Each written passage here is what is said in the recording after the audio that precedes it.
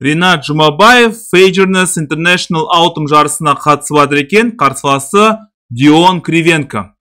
Е4, С5, Сицилиан қорғанысы, АТФ3, АЦ6, піл Б5, Россолима варианты. Е6, рокировка, АТЖ Е7, Д4, СД, АТ4 және АТ Ж6. Піл Е3, піл Е7, піл Е2, рокировка, С4. Б6, және бұл жерде атақты Геза Мороци жүйесі, бірақ неге Дион Кривенко бұл жерде АТ6 деп жүреді, түсінбедім енді. Не Мороциді ойна, не ойнама деген сияқты ғой. ДЦ, енді қаралардың бар жағдайлары бәрі дұрыс. Жедік, және F4. Сарбаз негізгі орталыққа қойды, және Ж3. Тағы бір түсініксіз шешім. Піл H3, бірден пілдеске қосады. Және тура F2, жедік, және піл H4. Мұна тура деген қолға түсіп қалды. AC3, жедік, және піл D7.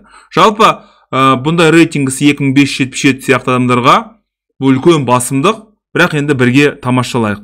Қандай жағдайлар не болды, өзгерістер болды. A4, F5, біріншіден мұна пілдің мүмкіндігін шектеу, мұна F4-тегі торды бақылауға алу, өткен мұна піл деген өзінің сарбаздарының арасында қысылып қалу керек. E5, ат F8, енді бұл енді бұғаттау мүмкіндігі, мұна негізгі орталықтағы сарбазды бұғаттау. Піл F3, ат E6, B4, піл E8, B5, және тура D3. Тура C1, тура C8, жалпы ақтардың бір шабуыл жасайтын жер жоқ деп отқан ғой. Жедік, және ат D5. Піл D5, және патша F7, мұна нені қорғау керек. Мұна пілдің мүмкіндігін көріп тұрсыздар. Онша емес екен. Мұнаны айырбастағаннан кейін, мұна сарбаз, мұна тура, мұнаны да, және мұнаны да түбіне жетеді деген ойдамын. A5, B5, өткені байлау әдісі. 6, тура C7, енді мұна сарбазды қорғау керек. Патша E2, жедік, және D7. P3, жедік, енді жалпы қалған енді қиын емес.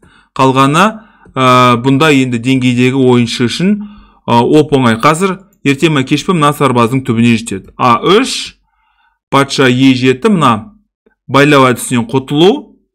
D2, A1, A4, P4, G6, енді мұна F5-тегі сарбазды бермеу. Патша C3, тура B8, A8, A5, A1, және H1. Енді қалғаны еш қиындық туғызбайды деп отқан ғой. Бұлай жедік, шах, қалғаны аса қызық емес. Мұна сарбазды тоқтататын ешкім жоқ. Сол себепті мұна жерде ең басты қателігі болды. Қарсыластың F4 деген жерде, және еламан жұртнышта өзінің турасынан айырылып қалды. Сапа жағынан ұтылды деп отқан ғой.